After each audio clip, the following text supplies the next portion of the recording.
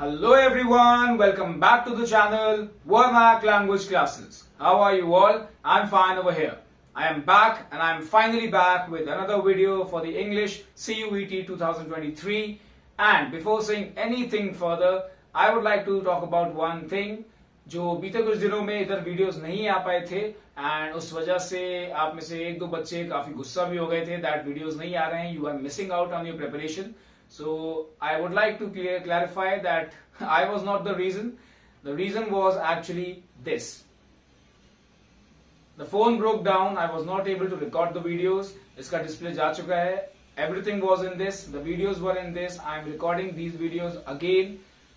ये सब कुछ था इसमें and everything is now gone. All the data is lost. I cannot retrieve any data and due to that I don't know क्या ही बोलूं मैं उस चीज में कि बीते एक हफ्ते में काफी प्रॉब्लम हुई है मुझे भी विदाउट एनी फोन.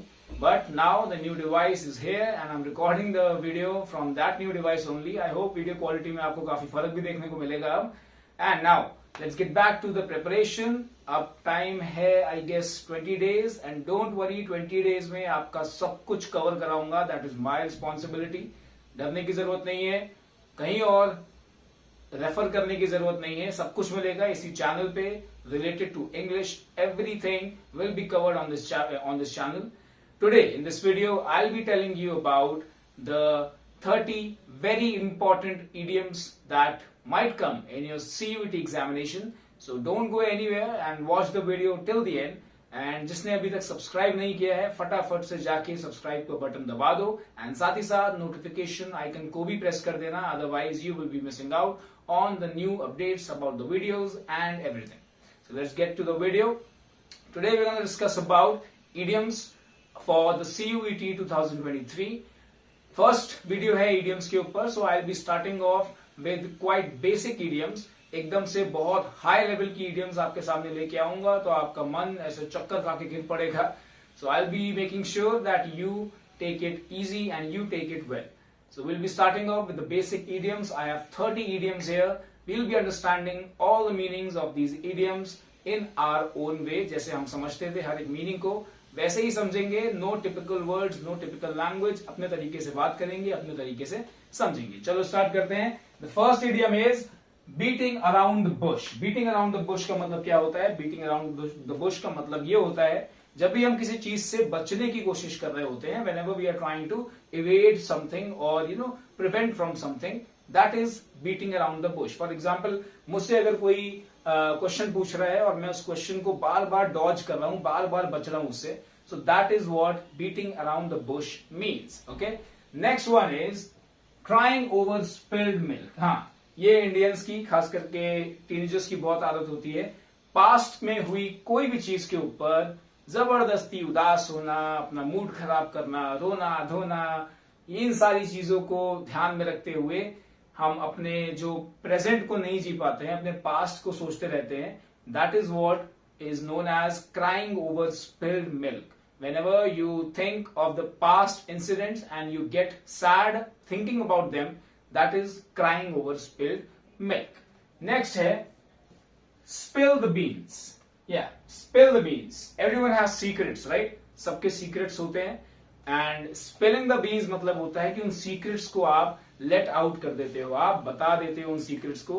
जैसे कि आपका कोई ऐसा बड़ा सा secret है जो आपने कभी share नहीं किया, लेकिन आपने अपने किसी दोस्त, अपने किसी खास, किसी अजीज को आपने वो बता दिया. That means you spilled the beans with that person. आपने उस इंसान को अपना secret बता दिया and you spilled the beans. Next is peace of cake. ये तो काफी इजी है, आप लोगों ने सुना भी होगा. Anything that is very easy to do for you, that is a piece of cake. जैसे एक केक का पीस खाना बहुत इजी होता है, फटाफट से खा लेते हैं हम लोग. इन द सेम वे कोई काम करना जब इतना इजी हो कि उसमें टाइम ना लगे, उसमें मेहनत ना लगे, उसमें दिक्कत ना हो, that becomes a piece of cake for us. Next one is taste of your own medicine. हाँ, जिस इंसान, मान लो कि कोई इंसान है, वो अगर किसी भी दूसरे इंसान के साथ बुरा बिहेवियर करता है और उसको भी बुरा बिहेवियर मिलता है, that is the taste of his own medicine. आप जैसा बिहेवियर कर रहे हो लोगों के साथ में, आपको बिल्कुल वैसा ही जब मिलता है vice versa, that becomes the taste of your own medicine. ये ज्यादातर एक नेगेटिव इडियम होता है जब भी किसी को एक टॉन्टिंग वे में बोलना होता है कि yo that's the taste of your own medicine, that is when we use this idiom.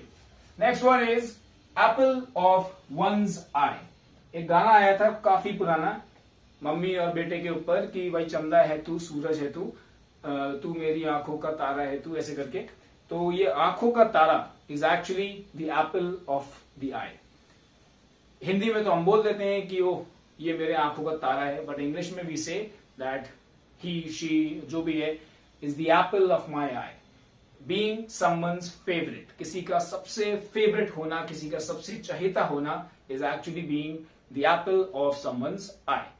Next is feeling under the weather. ये इडियम आजकल बहुत चल रहा है, इन टुडेज टाइम्स बहुत यूज हो रहा है। आजकल के लोग इस इडियम को बहुत यूज करते हैं और अच्छा भी लगता है कहीं ना कहीं। Feeling under the weather is basically means whenever you are feeling a little bit ill, little bit sick, जब आप ठीक नहीं होते हो, आपकी तबीयत थोड़ी सी अजीब सी होती है, होते हैं ना कुछ दिन जब आप सुबह उठते हो और आपको लगता है कि यार I am not fine today, I am not feeling good, I am not me today, वो होता है फीलिंग अंडर द वेदर।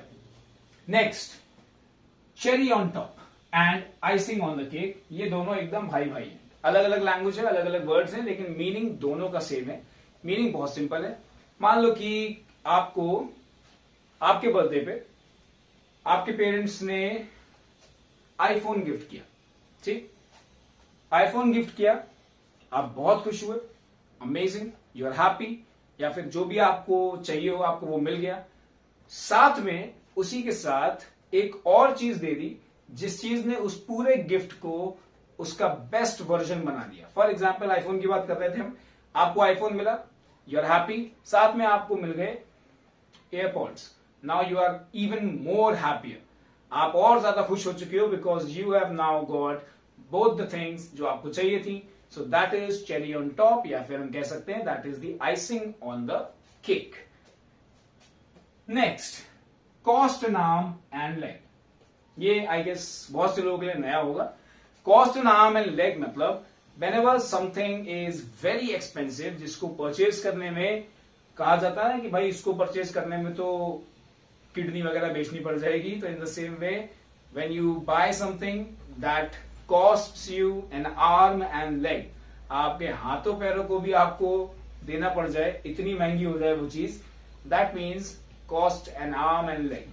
जब कोई भी बहुत चीज एक्सपेंसिव होती है उसके लिए हम यूज करते हैं ये वाला इडियम। नेक्स्ट है हमारा jump the बैंडवेगन।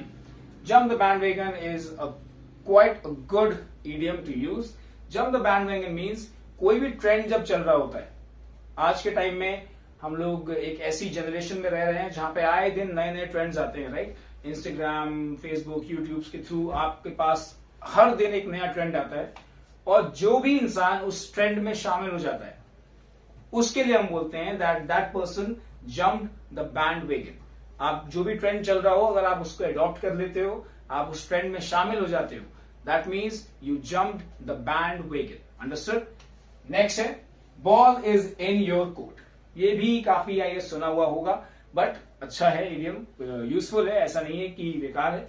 Ball is in your court मतलब कि when things are in your favor, जब आप चीजें आपके हित में होती हैं, that is what it means, the ball is in your court. Next is judge a book by its cover.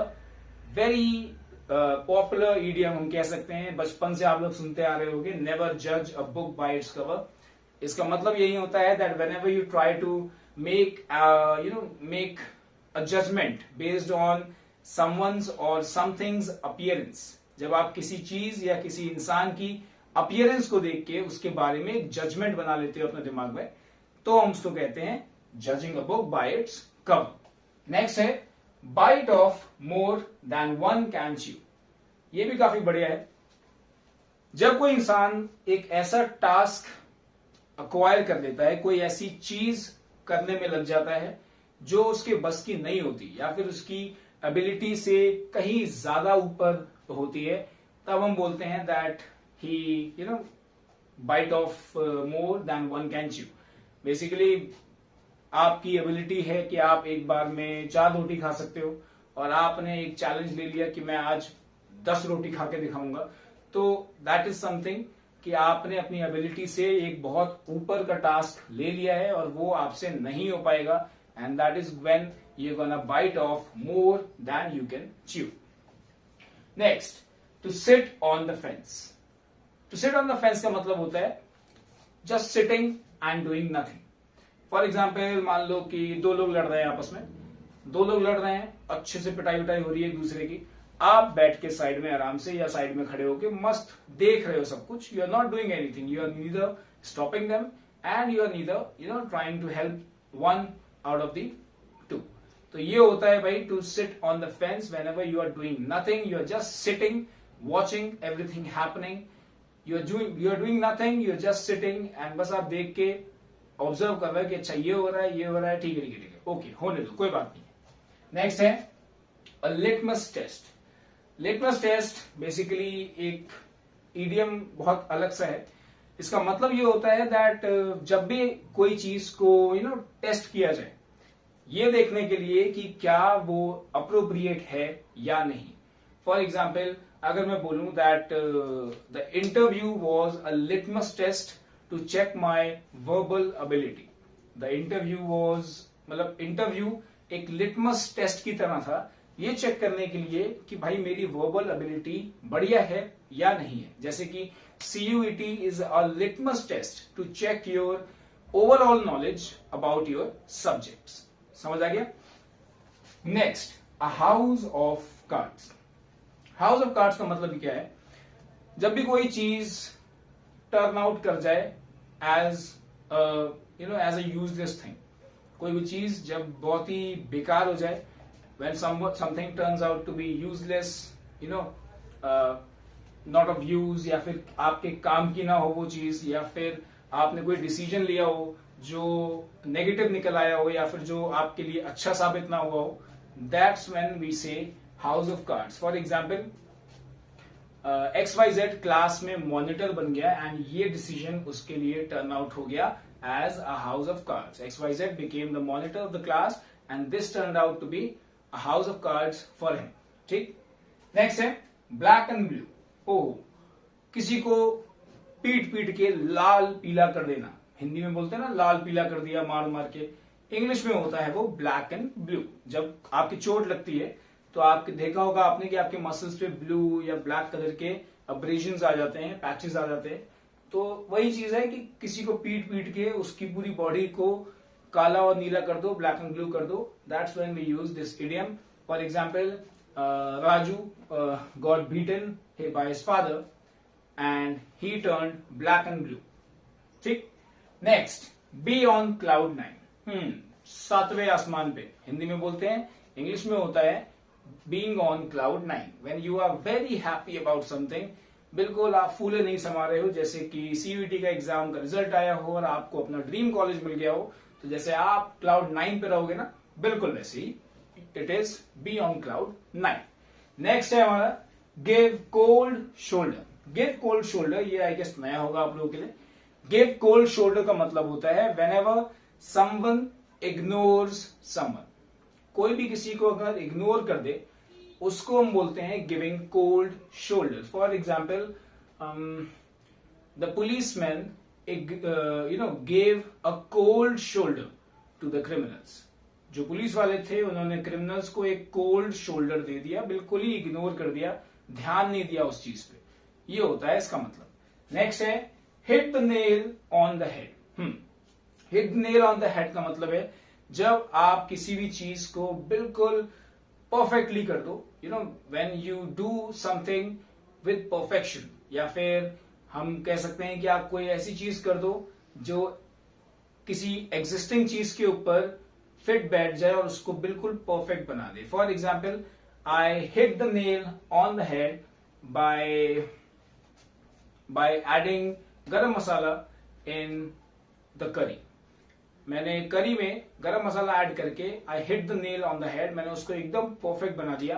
That is the meaning of this idiom. Next is hit the bull's eye. ये भी काफी same है with hit the nail on the head वाले से. Hit the bull's eye का मतलब है when you are doing something with perfection, जब आप बिल्कुल सटीक ऑन पॉइंट आपका जो भी डिसीजन हो या कोई भी एक्शन हो, that's when we use hit the bullseye. Next is let the cat out of the bag. आपको याद होगा स्पिल द बीन्स मैंने बताया था, उसका मतलब था whenever you let whenever you tell a secret, तो वो तो जान के होता है. But let the cat out of the bag का मतलब है जब आप गलती से कोई सीक्रेट रिवील कर दो जो आपको नहीं करना था. That is when we use this idiom. Next is make a face. Make a face मतलब किसी भी चीज को के ऊपर रिएक्ट करते हुए. When someone makes any expression, जब भी कोई एक्सप्रेशन देता है इंसान किसी भी चीज पे रिएक्ट करते हुए, that is when we use make a face. Greek to me, this is quite popular. Greek to me means when something is unknown to you, जब आपके लिए कोई चीज अनजान हो. फॉर एग्जाम्पल कोई हिंदी बोलने वाला इंसान बोले that French language is Greek to me, मुझे फ्रेंच लैंग्वेज के बारे में कुछ नहीं पता, it is Greek to me. Hear on a grapevine. Hear on a grapevine का मतलब होता है कि आपने कोई चीज की अफवाह सुनी है कि भाई उड़ती उड़ती खबर आई है, सो ये होता है हमारा hear on a grapevine. For example I heard on a grapevine that India will be the richest country by the end of 2023. I know that's not gonna happen this year, पर एक दिन तो होगा जरूर. Let's hope for the best. So here on the grapevine means जब भी आप कोई अफवाह सुनते हो किसी भी चीज के बारे में, उड़ती उड़ती खबर आती है आपके पास, that is when we call here on a grapevine. Next is last straw. Last straw क्या है, इसको ध्यान से सुनना. Last straw is, मान लो कि आपकी लाइफ में कई सारी प्रॉब्लम्स चल रही थी, ठीक, और उन सारी प्रॉब्लम्स के लास्ट में एक और प्रॉब्लम आ गई और उन सारी प्रॉब्लम्स को एक पैक में बंद करके काम खत्म कर दिया. मतलब कि आपके एग्जाम्स अच्छे नहीं गए, उसके बाद आप अपने सीयूईटी का फॉर्म भरना भूल गए, उसके बाद किसी प्राइवेट यूनिवर्सिटी में आपको एडमिशन नहीं मिला, और उसके बाद आपको कहीं भी आप कोई भी पढ़ाई का सोर्स नहीं ढूंढ पाए और आपका पूरा का पूरा ईयर बर्बाद हो गया. तो इन सारी प्रॉब्लम्स में जो लास्ट की प्रॉब्लम होगी, जो सबसे मेजर बन जाएगी आपके लिए, वहां पे हम यूज करेंगे last straw. For example getting fired was the last straw to all my problems. Job से निकाल दिया जाना ही मेरे लिए लास्ट स्ट्रॉ था टू ऑल माई प्रॉब्लम्स. मतलब इसके बाद फिर प्रॉब्लम्स और क्या ही आएंगी, सबसे बड़ी प्रॉब्लम तो यही थी. that is what it means. Next है it needs two to tango.